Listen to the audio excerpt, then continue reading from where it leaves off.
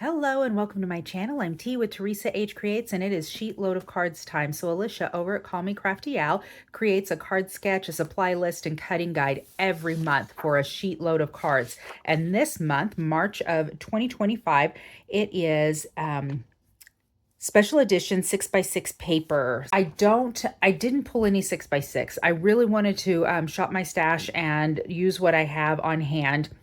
And I have a ton of this Heartfelt Creations paper that I picked up in a haul. So I decided to use the Blushing Rose collection. I used this to do a mock-up of some tea party invitations. And I really, really liked this paper. Plus it has my favorite color, purple, in it. So I had to go back to it. I wanted to use more of it. And I would like to pick out, I'm going to cut these down to size. I'm definitely going to use this because I really want that purple. And I also like this. I feel like I need, I'm looking at this sketch and I know they're going to alternate. So I feel like I need something that's a little bit more neutral and something with a lot of pattern. So maybe this, maybe I'll set that aside. This is a good coordinating color, but that side is not. Those are quarters. All those dies. I cut all of this. It's all my little scraps.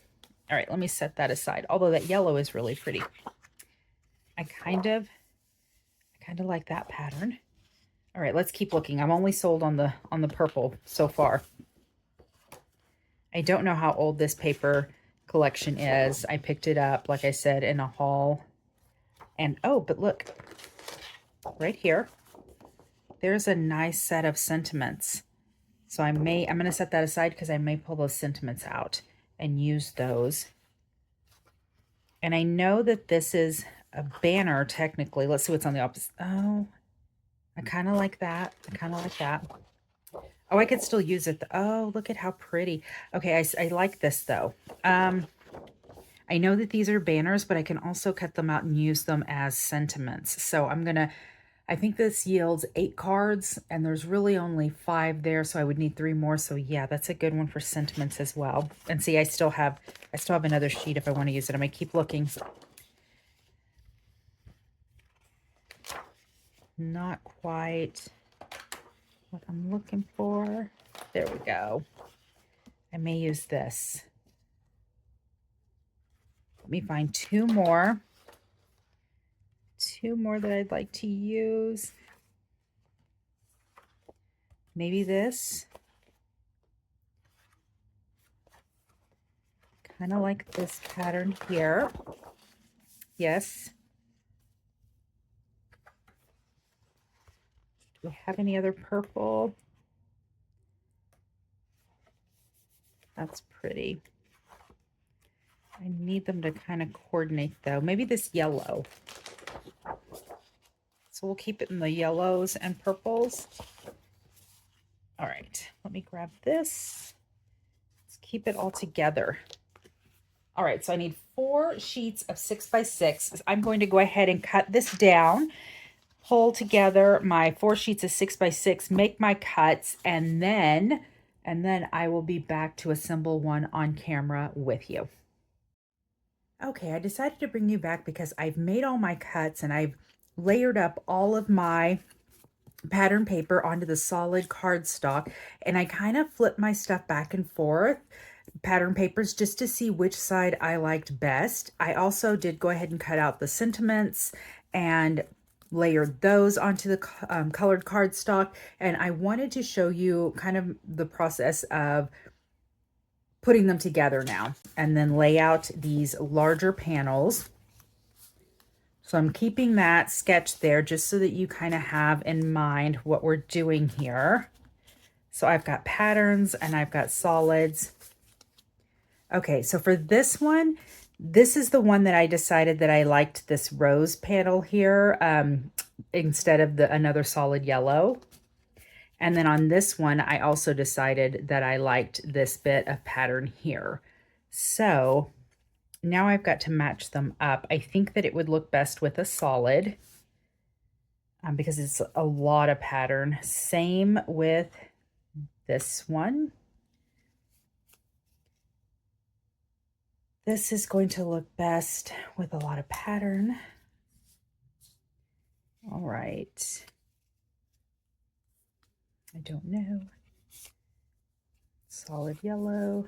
Kind of looking at what I've got here. I think that the solid yellow would actually do best there.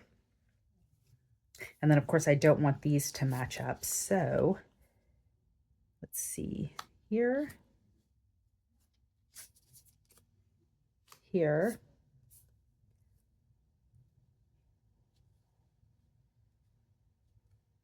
Yeah, because that covers up quite a bit, but then there's still those two. So there, I think that looks good. So nothing is layered on top of a pattern that is exactly like it, but they all coordinate well. So to encourage you, something with a little bit more of that green in there. You're in our thoughts and prayers. Actually, this color around the edges kind of matches a little bit with this green. So that'll go there.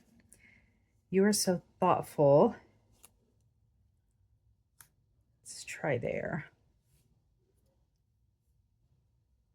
To encourage you.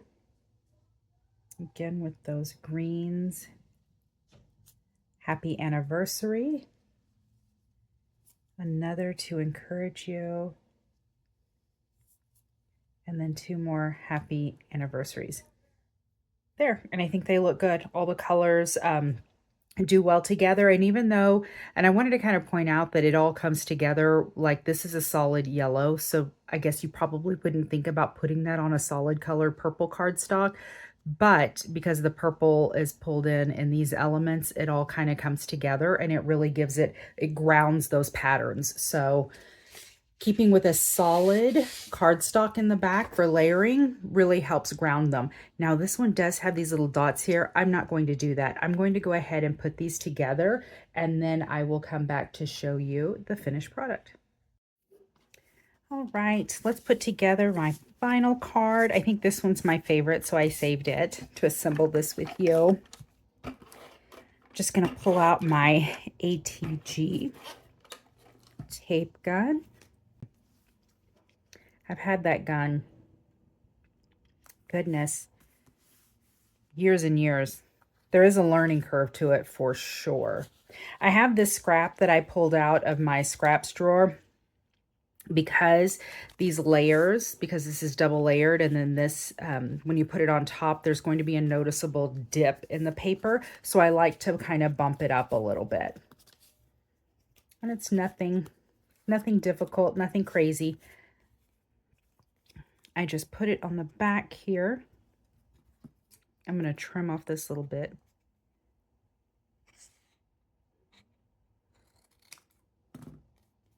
I know that it's not going to be quite that far over. I'm just going to eyeball it. I eyeball everything. And it's usually crooked. So don't go by me. I used to be a very fastidious measurer. And not anymore. I got over it. I got over that. We kind of try to center that. And then there we go. It's nice and flush, although it is nice and crooked as well. See if I can get it over. There we go. All right, I'm going to do the same with the sentiment. So let me go back to my scraps, find something a little bit wider. This will work. So it's going to be roughly that size, and I'm going to trim a bit off. Perfect.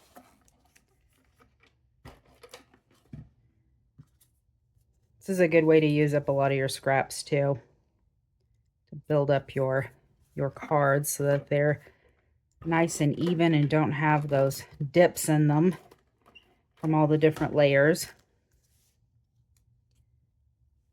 All right. And there we go. How pretty. Okay, let me move these aside. Clear off my space a little bit.